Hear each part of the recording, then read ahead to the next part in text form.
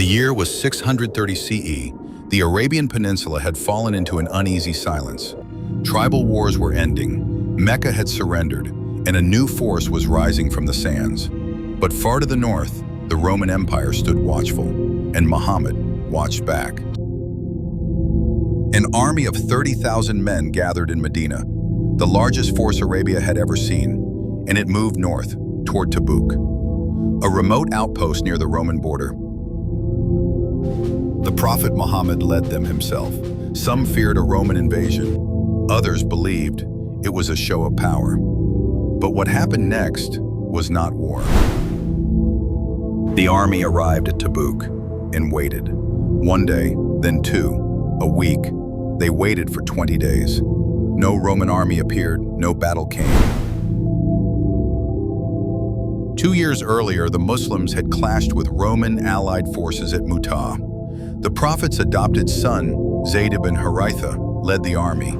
He fell in battle alongside Ja'far ibn Abi Talib and Abdullah ibn Rawaha. Mu'tah was the first true encounter with Rome, and it ended in blood. But Tabuk was different. There was no fight. Instead, diplomats arrived, letters were exchanged, and treaties were made. Some historians believe Tabuk was not about confrontation, but conversation. A secret meeting between two powers to plan the fall of a third, the Sassanid Persian Empire. The Sassanians were weak. Civil war, plague, and rebellion had broken their unity. Not long after Tabuk, the Prophet sent Usama ibn Zayd, Zayd's son, north again. But not for war. This time he brought no army, only gifts, a mission of diplomacy, or perhaps the final step in sealing an agreement made at Tabuk. And soon after the Prophet's death, the Muslims moved again, this time against Persia. But now, they were not sending a message, they were sending an army.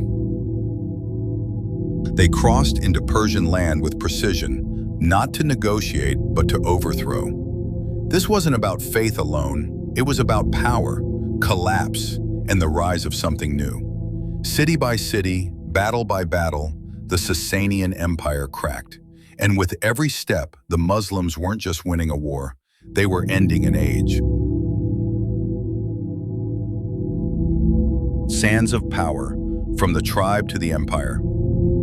Subscribe to witness how one world ended and another began.